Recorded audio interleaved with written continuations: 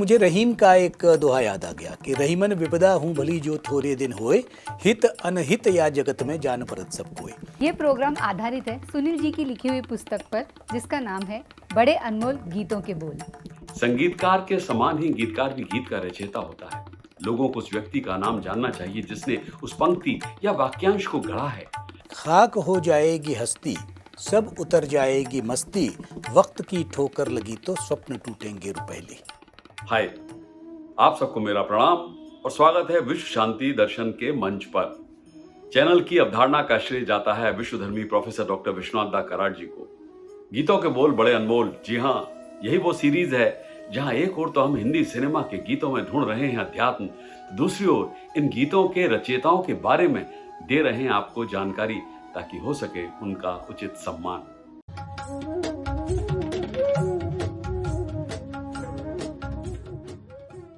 किसी गीतकार ने सच ही कहा है, अगर हम लिखेंगे ही नहीं तो तुम सुनोगे क्या। संगीतकार के समान ही गीतकार भी गीत का रचयिता होता है। लोगों को उस व्यक्ति का नाम जानना चाहिए जिसने उस पंक्ति या वाक्यांश को गढ़ा है, जिसके द्वारा वे गीत को याद करते हैं। पिछले हफ्ते आपने फिल्म परिचय के गीत मुसाफिर हूं यारो, ना घर है ना ठिकाना के अध्यात्म पर चर्चा की थी। हिंदी सिनेमा में कई ऐसे गीतकार हुए हैं जो अपने नायाब गीतों के जरिए आज भी लोगों के मन में जिंदा है। ये कहानी है एक ऐसे गीतकार की जिसका सफर कई मंजिलों को तय करने के बाद पूरा हुआ। काम की तलाश में जयपुर से मुंबई आए इस गीतकार ने करीब 8 साल माया नगरी में बस कंडक्टरी भी की। शब्दों से आशिक और माशूक के मन को बेकरार करने का हुनर अगर किसी के गीतों में नजर आता है तो वो हमारे आज के गीतकार के गीतों में साफ झलकता है। बरसात फिल्म के लिए लिखा उनका पहला गाना जिया बेकरार है, छाई बहार है, आज भी मकबूल है। इसके अलावा बहारो फूल बरसाओ, मेरा महबूब आया है, सुन साहिबा सुन, हम दर्द के मारों का इतना फसाना है, एक बेवफा से प्यार किया, जाने कहाँ गए वो दिन, अजी अब रूठ कर कहाँ जाइएगा, तेरा मेरा प्यार अमर, और बदन पे सितारे लपेटे हुए, जाने तमन्ना किधर जा रही हो, जैसे गीत करते हैं उनकी महक बरकरार। कौन है आज के गीतकार, बताऊंगा मगर एक छोटे से किस्से के बाद। जयपुर में हमारे आज के गीतकार की हवेली के सामने एक बेहद खूबसूरत लड़की रहती थी जिसका नाम था राधा। उससे उन्हें प्यार हो गया। इश्क का मजहब से और जात पात से तो कोई ताल्लुक होता नहीं, किसी से भी हो सकता है, कहीं भी हो सकता है। शेर व शायरी की तालीम तो उन्होंने अपने नाना से हासिल की, लेकिन इश्क का सबक तो राधा ने ही पढ़ाया कि इश्क है क्या चीज। वहां से वो शायर बने और पहला शेर उन्होंने राधा के लिए कहा। क्या था वो शेर? तू झरोगे से जो झांके तो मैं इतना पूछूं कि मेरे महबूब तुझे प्यार करूं या ना करूं। राधा की मोहब्बत में खोए रहने वाले हसरत जयपुरी की मोहब्बत लेकिन मुकम्मल ना हो सकी और उन्हें इश्क में जुदाई का गम सहना पड़ा। जी हाँ, आज के गीतकार हैं हसरत जयपुरी। उन्होंने बताया, मैं राधा से बिछड़कर मुंबई नौकरी करने चला आया। मुंबई में मैंने 8 बरस तक बस कंडक्टरी की। हसरत जयपुरी को कंडक्टरी काफी पसंद थी और इसे वो एक खूबसूरत नौकरी बताया करते थे। जी हाँ, कंडक्टर के तौर पर बिताई अपनी जिंदगी के बारे में हसरत का कहना था कि ये इतनी खूबसूरत नौकरी थी कि मुझे दुनिया की सूरतों के जलवे उस नौकरी में मिला करते थे। एक आता था और एक जाता था। इतना मुझे याद है कि मैंने खूबसूरत लड़कियों से कभी टिकट नहीं लिया। मैंने यही कहा कि तुम्हें अल्लाह ने इतना खूबसूरत बनाया है, तुम्हें धरती पर बुलाया है मेरे देखने के लिए, मैं तुमसे क्या टिकट लूंगा। और वो मुझे सलाम करके चली जाती। उससे मुझे बहुत इंस्पिरेशन मिला। मैंने उनके ख्यालों में, उनकी यादों में बहुत ही पोएम्स कही। हसरत जयपुरी का जन्म 15 अप्रैल 1922 को हुआ था। उनका असली नाम इकबाल हुसैन था। बस कंडक्टरी करते हुए उन्होंने अपने अंदर के शायर को कभी मरने नहीं दिया। वो अक्सर वक्त निकालकर मुशायरों में जाया करते हैं। ऐसे ही एक मुशायरे में पृथ्वीराज कपूर ने हसरत के कलाम को सुना। वो उनके कलाम से काफी मुतासिर हुए।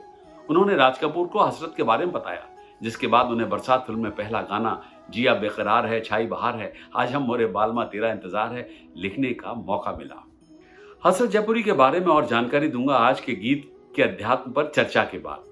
गीत के बोल हैं, गुमनाम है कोई, बदनाम है कोई। फिल्म का नाम है गुमनाम। चर्चा में भाग ले रहे हैं हमेशा की तरह डॉक्टर सुनील देवधर और डॉक्टर डॉली आउटी। आप देख रहे हैं गीतों के बोल बड़े अनमोल।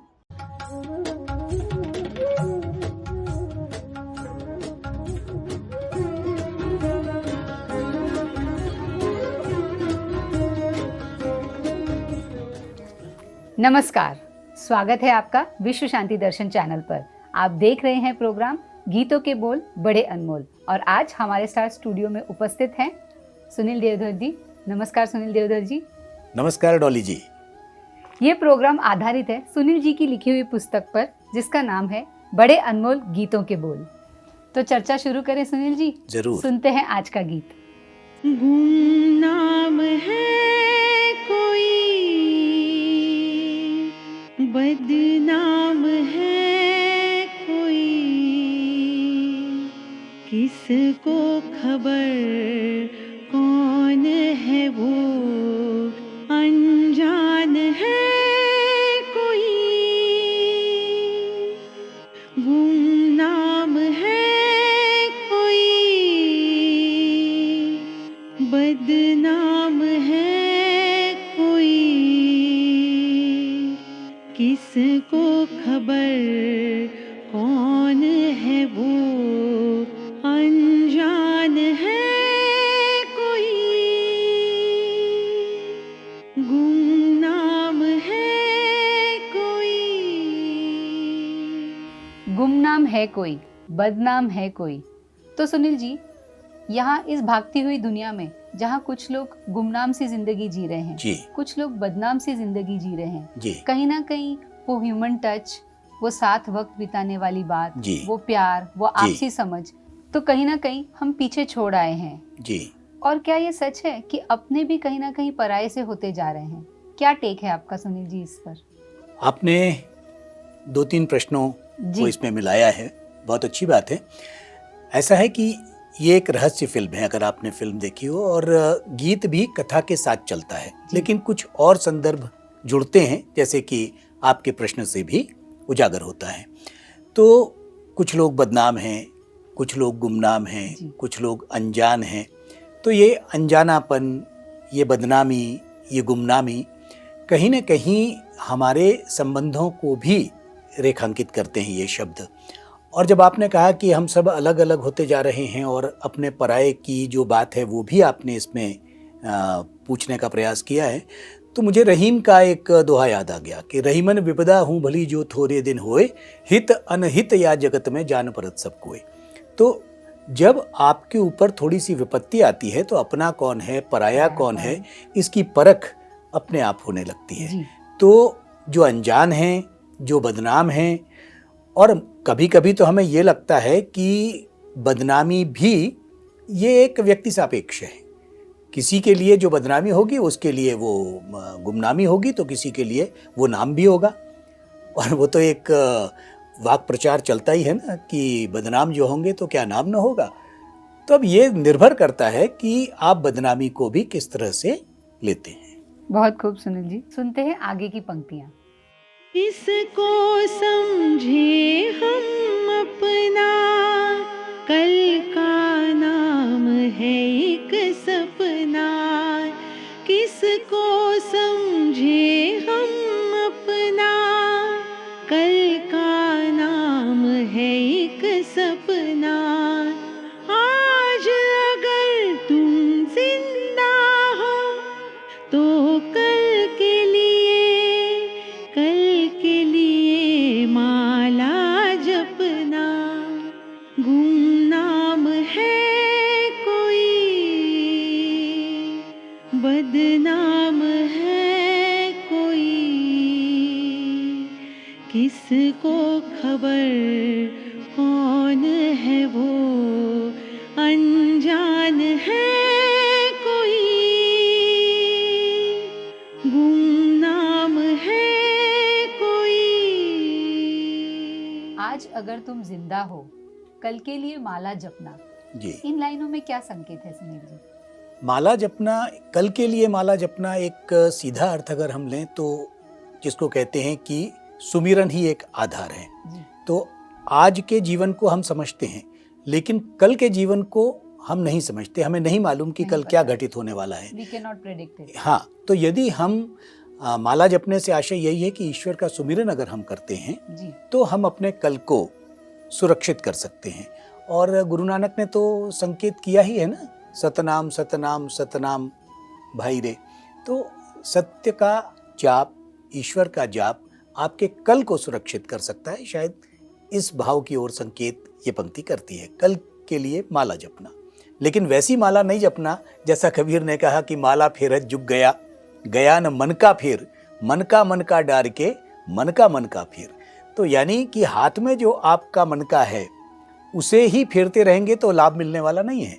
मन से यदि आप सुमिरन करते हैं, मन से यदि आप जाप करते हैं तो उसका लाभ मिलने वाला है और कल आपका सुरक्षित होने वाला है। धन्यवाद सुनील जी। जी। तो सुनते हैं आगे के बोल। पल दो पल की मस्ती है, बस 2 दिन की बस्ती है। पल दो पल की मस्ती है, बस 2 दिन की बस्ती है। चैन यहाँ पर महंगा है और मौत यहाँ पर सस्ती है। सुनील जी, जी पल दो पल की मस्ती है, बस 2 दिन की हस्ती है। जी तो क्या हम मनुष्य कहीं ना कहीं ये भूलते जा रहे हैं कि ये जीवन नश्वर है, हम खाली हाथी आए हैं और खाली हाथी जाएंगे।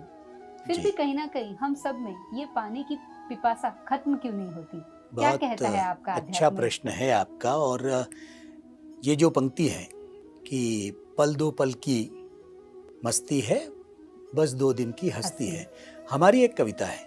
खाक हो जाएगी हस्ती, सब उतर जाएगी मस्ती, वक्त की ठोकर लगी तो स्वप्न टूटेंगे रुपहले।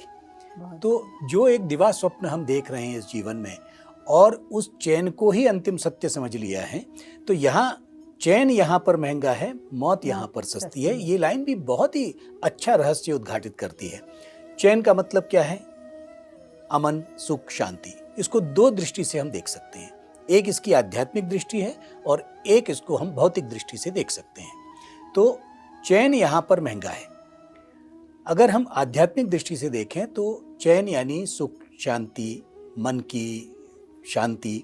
तो इसके लिए भी हमें तप करना पड़ेगा, साधना करनी पड़ेगी, माला जपनी पड़ेगी, ईश्वर की ओर उन्मुख होना पड़ेगा, तब हमें हमारा चैन, हमारा सुकून हमें मिलेगा। भौतिक दृष्टि से अगर हम ये कहें कि चैन यहाँ पर महंगा है तो उसके लिए भी हमें कष्ट करना पड़ता है। हमें चैन यानी भौतिक दृष्टि से कि सुख संपदा, वैभव, धन संपत्ति, ऐश्वर्य, तो इसके लिए भी हमें श्रम करना पड़ता है। तो इसका अर्थ ये हुआ कि यदि हमें आध्यात्मिक चैन चाहिए तब भी उसका मार्ग कठिन है क्योंकि तप है, साधना है। और अगर हमें भौतिक सुख समृद्धि चाहिए, चैन चाहिए, तो भी उसका मार्ग कठिन है क्योंकि उसके पीछे भी श्रम है और उसके साथ ही ऐश्वर्य आता है, धन दौलत आती है। तो यहाँ दोनों अर्थों में आप चैन को समझ सकते हैं। बहुत ही सुंदर टेक था जी। आपका सुनील जी। हमारा सौभाग्य है कि आप हमारे साथ इस कार्यक्रम में जुड़े जी हैं। जी सुनते हैं हम गाने का आखिरी अंतरा। जी।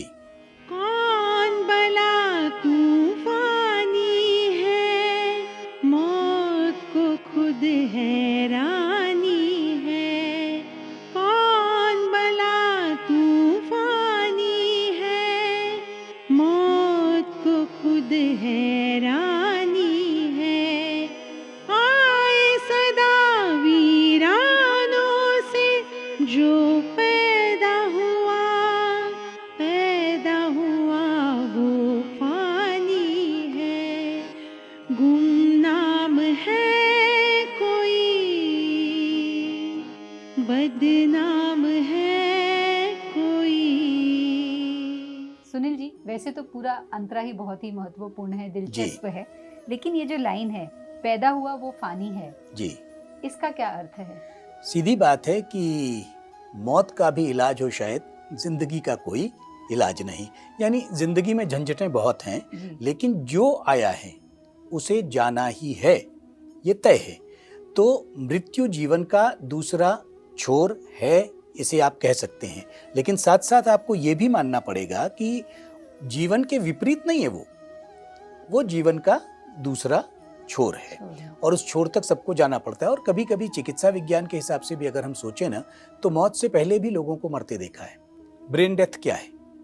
उसमें आदमी की सांस तो चलती है लेकिन वो कुछ करता नहीं है।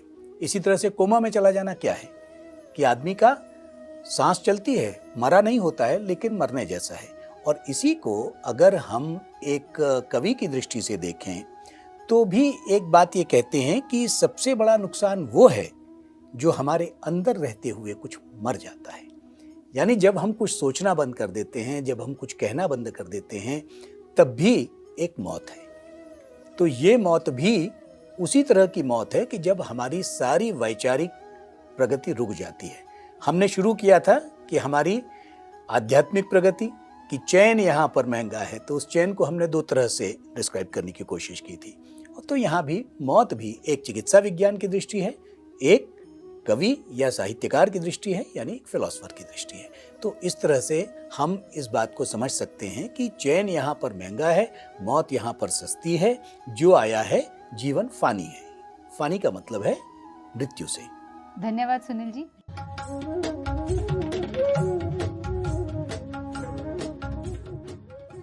Welcome back. उम्मीद है आज के गीत के अध्यात्म पर हुई चर्चा आपको पसंद आई होगी। आज के गीतकार हैं हसरत जयपुरी।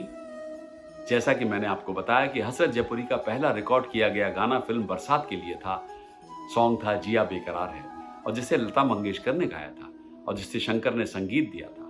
उनका दूसरा गीत लता मंगेशकर और मुकेश का युगल गीत था, जिसका शीर्षक छोड़ गए बालम ये था, जिसे जयकिशन ने संगीतबद्ध किया।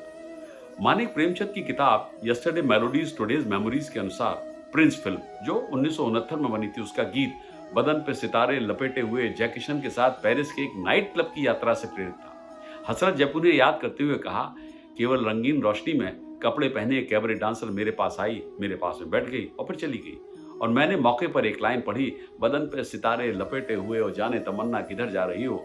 जयकिशन ने मौके पर ही लाइन को ठीक कर दिया। मोहम्मद रफी द्वारा गाया गया ससुराल फिल्म का गीत जो 1961 में बनी थी, उसका गीत तेरी प्यारी प्यारी सूरत को किसी की नजर न लगे उनके पहले बेटे अख्तर के जन्म से प्रेरित था।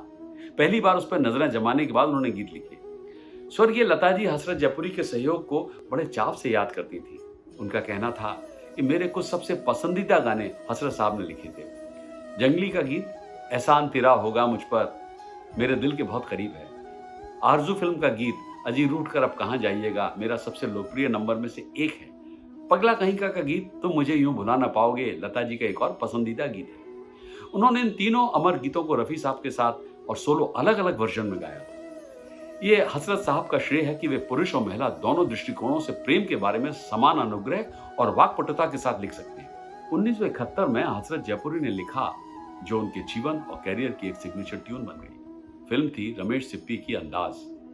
निर्देशक को उस समय के सुपरस्टार राजेश खन्ना द्वारा गाए जाने के लिए जीवन की क्षण भंगुरता और मृत्यु की निश्चितता के बारे में एक गीत की आवश्यकता थी। हसरत जयपुरी ने जो गीत पेश किया वो था, जिंदगी एक सफर है सुहाना, यहाँ कल क्या हो किसने जाना। जिंदगी एक सफर है सुहाना, यहाँ कल क्या हो किसने जाना। ये राजेश खन्ना के कैरियर का परिभाषित गीत है। इस गीत के लिए हसरत जयपुरी ने सर्वश्रेष्ठ गीतकार का फिल्मफेयर पुरस्कार जीता। एक गीतकार को दिए गए लोकप्रिय पुरस्कार का एक दुर्लभ उदाहरण, जिसने हिंदी सिनेमा के कुछ सबसे लोकप्रिय गीत लिखे। इतना ही नहीं, 1966 में बनी फिल्म सूरज का गीत बहारो फूल बरसाओ मेरा महबूब आया है, उसके लिए भी उन्हें फिल्मफेयर का पुरस्कार से नवाजा गया। विपुल गीतकार हसरत जयपुरी तारकीय संगीत टीम का एक हिस्सा थे, जिसमें संगीतकार शंकर जयकिशन और गीतकार शैलेंद्र शामिल थे, और जिन्होंने फिल्म निर्माता राज कपूर के लिए जादू पैदा किया। उन्होंने 1971 तक एक इकाई के रूप में एक साथ एक यूनिट की तरह काम किया।